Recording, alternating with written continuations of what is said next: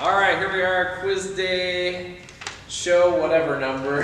It's Thursday evening. 30. The first day is over. Let's talk about how it went. How did our highlight quizzes go from Thursday? All right, well, the first one that we talked about last night was the Agents Sundown and Revelation quiz. I had first-hand experience in that quiz since I'm coaching Sundown.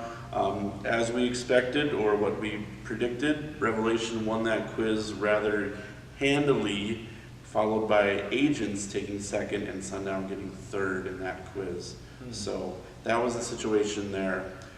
Want to talk about the second quiz? CB Squared, Team World, and Ostriches. I saw Team World Gold and Ostriches today, both good solid teams. And I didn't see CB Squared, but I hear CB Squared won that quiz. Richard didn't get that prediction right. I guess that's why he's a guest predictor. Yeah, that's why he's not here right now, too. He must have got voted off. No offense, Richard. We love you. Yeah, but you are a great assistant coach. Yes, the best.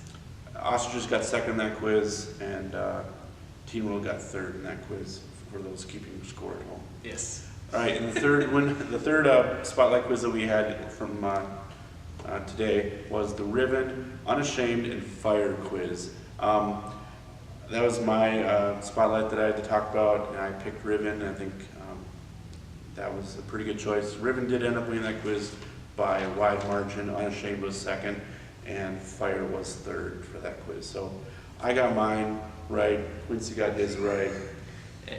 Enough said. Enough said. All right, so here we go on to Friday. Don't miss it. Tomorrow morning, first thing, Insight 8, Moxie versus Sundown versus Riven. Man, I mean, we got so many spotlight quizzes, I'm going blind. So, this is a pretty great quiz. I'll let you take this one. I would like to know who's the quiz master here. But really, any of these teams could win it.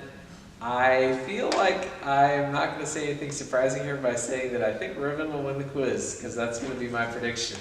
I wouldn't be shocked to see any of these teams win it, and it all depends a lot on who the quiz master is. That first quiz in the morning can be a rough one to get going, too. Yeah. So a lot of adjusting will need to happen. I'm going to pick Riven to win. All right. So for the second spotlight quiz, we've got Indubitably, I said that right, Clay, and Messengers. Again, Indubitably is a team. And it's 3 o'clock quiz in Site 8, just to be clear. Okay, so if you're available, go and see it. All right, so Indubitably is the second team from NCO. Clay is the top team from Magellan, and Messengers top team from Midland. I think in this quiz, I've seen Clay today. They did really well against us. They got Darren Ryder, who I think is going to be the top quizzer overall. And then we got Messengers as a great balanced team. But in this type of quiz, I'm going to go with Clay with just their sheer speed and their individual abilities. So I'm going to pick Clay for that spotlight quiz. I'm going to pick Indubitably to be the hardest name to say in this tournament for Quizmasters. It's probably a good choice. You ever think about, do you think teams think about if they engender themselves some resentment from Quizmasters with the names that they pick? I think about that sometimes. I don't know. I just wonder why they do that. I mean, but Indubitably is a great word. It's a great word. It's a great word to have, but not as a team name. No offense, Indubitably. Indubitably, it's a great name. And our last highlight quiz is in Site 4 at 2:30 p.m. Third day from Fanny Life Ministries, Redemption from Midland Ministries, and Justified from NCO. We're going to interview the coach of Redemption tomorrow, Josiah Hager. Yeah. Redemption made a huge climb last year on Saturday. We'll talk to him about that. Saw them today. They look really good. Saw third day. They also looked great. Quizzed well against Riven. And saw Justified today. In the NCO team, there's always quizzers that know stuff and will jump. We wanted to highlight some teams that maybe aren't often talked about in the championship conversation, but are excellent quiz teams. And they'll be facing each other.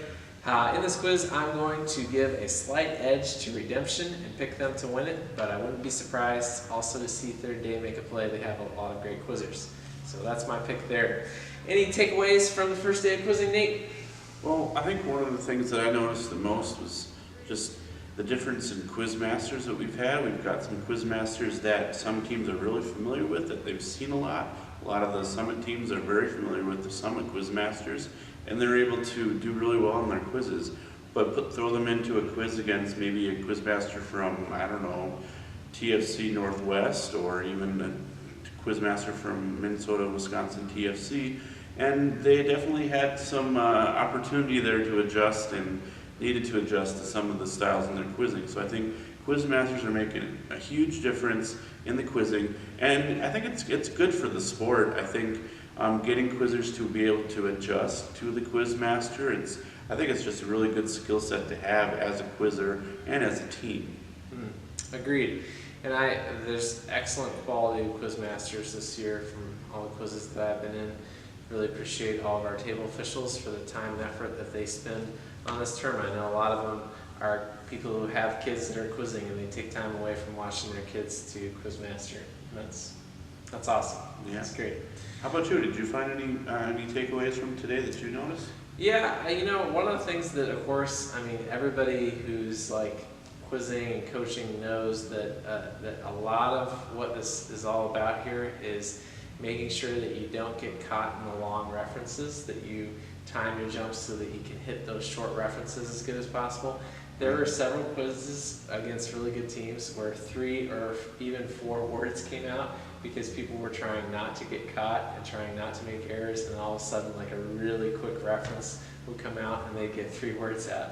And so if you're the person that gets those 3 words, it's like jackpot, And so if you're the team that does that a couple times in a quiz, that is a huge obstacle for any other team to overcome. Yeah. So I think getting used to the rhythm of the quiz, and honestly, being willing to take the gamble at the right times to risk it to get that shorter reference is going to be what's going to separate a lot of these great teams. Yep, I was thinking about that too myself in a couple of our tough quizzes today. It felt like every single jump we were getting the longer reference, and then the teams on either side of us were getting the short ones. It's like, what can you do? Right. And it's just really, it can get really frustrating and definitely can make a difference in a quiz. So. Well, and to bring up one of our favorite sports, I think I would probably encourage my quizzers a lot like they do baseball players nowadays. You know how they tell baseball players, hey look, you've got a great contact rate, but your batting average on balls in play is way down. Eventually things are going to even out. Regression towards the mean is going to happen, and you're going to start getting hits to drop. I think I would tell my quizzers the same thing. Like, if you're jumping at a good pace and you're getting caught on long references, odds are if you keep it up and you keep the right pace of jumping, you're going to find yourself on the other end of the stick eventually. Yep, I think it'll even out over time. It's just a matter of staying consistent with it, and well, a little bit of good luck, good fortune plays a big part in that as well. I saw some great quizzers that we didn't really talk about in our top 7, of course. Matthew Lonto from A Family Life stood out as a great quizzer, really quizzed well in the quiz that we had him. And there were a few others that... Caleb Jones from the same team. Oh, yeah. He was very solid too in our quiz. He got a couple of early errors right away in the quiz, but then he came back and quizzed out late in the quiz, and I thought that was really impressive to do, especially in some of these tough quizzes where errors are pretty easy to come by. So I was pretty impressed by that from what I saw from him. And I looked at our schedule tomorrow, and Blizzard is going to see a lot of great teams. So I should have some reporting to do on that tomorrow when we come back together. Nice. Hopefully we'll hold our head above water, and overall we'll have a great time. So, all right, Nate, we'll see you tomorrow night. Yeah, we will see you then. Have a great day quizzing.